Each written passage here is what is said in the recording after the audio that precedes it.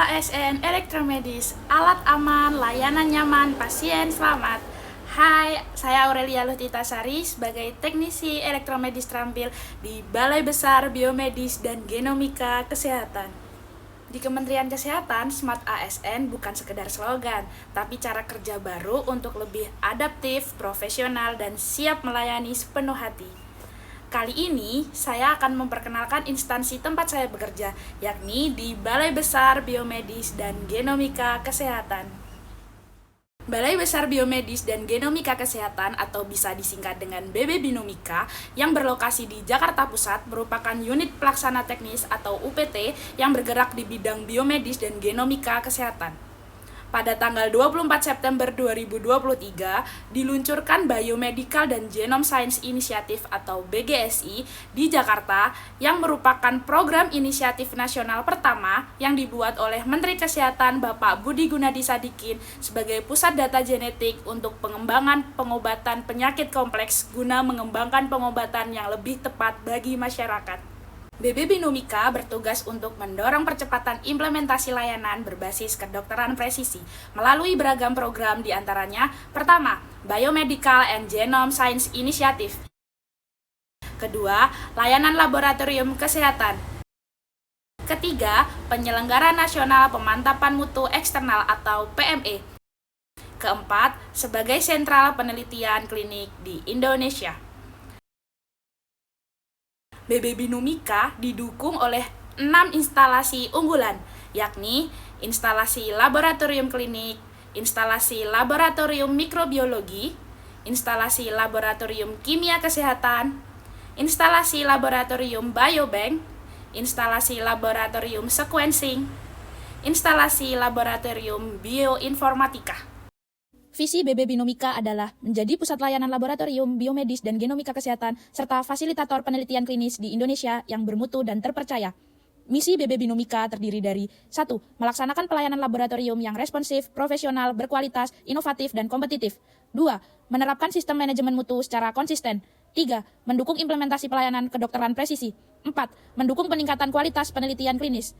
5. Meningkatkan kemitraan dan jejaring untuk mendukung layanan dan penelitian biomedis serta genomika. 6. Mengembangkan kapasitas layanan melalui peningkatan kompetensi SDM dan tata kelola yang transparan dan akuntabel. BB Binomika merupakan unit pelaksana teknis di bawah Dirjen Kesehatan Lanjutan yang dipimpin oleh Kepala BB Binomika yaitu Ibu Indri Roslamiati. Struktur organisasi BB Binomika dipimpin oleh Kepala BB Binomika yang kemudian terdiri dari Satuan Pengawas Internal atau SPI, ADUM, Manajemen Mutu, Manajemen Labkes, Manajemen BGSI, Manajemen IT dan Digitalisasi, serta Manajemen CRC. Kemudian di bawahnya terdiri dari beberapa instalasi yang terdiri dari instalasi laboratorium klinis, instalasi laboratorium mikrobiologi, instalasi laboratorium kimia kesehatan, instalasi laboratorium biobank, instalasi laboratorium sequencing, instalasi laboratorium bioinformatika, instalasi infrastruktur dan jaringan, serta instalasi K3 dan sarana prasarana. Instalasi K3 dan sarana prasarana merupakan instalasi di mana saya bertugas. Di sini kami bekerja sama lintas profesi untuk tetap menjaga mutu layanan. Saya sebagai teknisi elektromedis hadir untuk menjamin alat kesehatan berfungsi optimal dengan menjaga mutu layanan dan keselamatan pasien.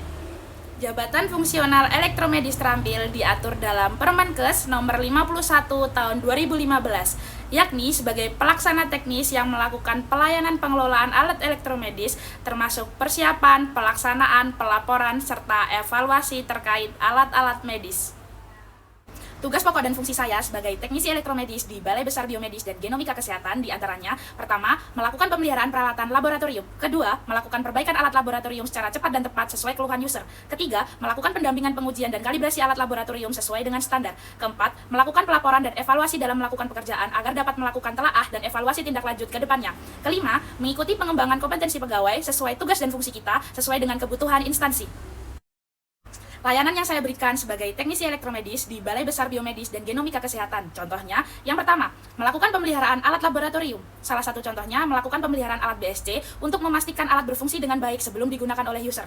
Yang kedua, melakukan perbaikan alat. Salah satu contohnya, melakukan perbaikan timbangan supaya dapat digunakan kembali untuk pelayanan. Yang ketiga, melakukan uji cek antara alat. Salah satu contohnya, melakukan cek antara alat mikropipet untuk memastikan alat laboratorium tersebut aman dan layak digunakan untuk menjaga mutu pelayanan. Yang keempat, selalu melakukan telaah hasil sertifikat kalibrasi kalibrasi, dan pelaporan evaluasi pemasok vendor sebagai bahan evaluasi ke depannya. Yang kelima, berpartisipasi aktif dalam mengikuti pelatihan eksternal pemeliharaan dan kalibrasi alat kesehatan. Standar pelayanan yang harus dicapai sebagai seorang elektromedis berdasarkan Permenkes nomor 65 tahun 2016 adalah memberikan pelayanan elektromedis dengan cara 1. Dapat memastikan kondisi alat siap digunakan dan aman digunakan. 2. Dapat menjamin hasil alat akurat, presisi, dan layak pakai sesuai persyaratan mutu.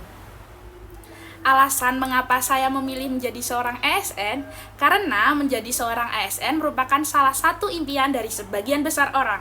Selain karena adanya jenjang karir yang jelas, kesempatan pengembangan diri, dan kesejahteraan gaji yang terjamin sampai pensiun, saya memilih menjadi ASN juga karena ingin berkontribusi kepada negara dalam memberikan pelayanan yang terbaik untuk masyarakat dan negara Indonesia.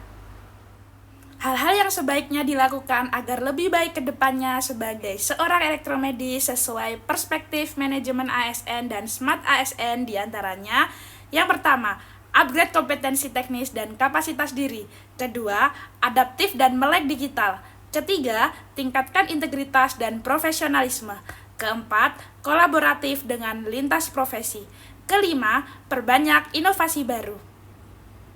Sekian dari saya, apabila ada kurang lebihnya saya mohon maaf. Terima kasih.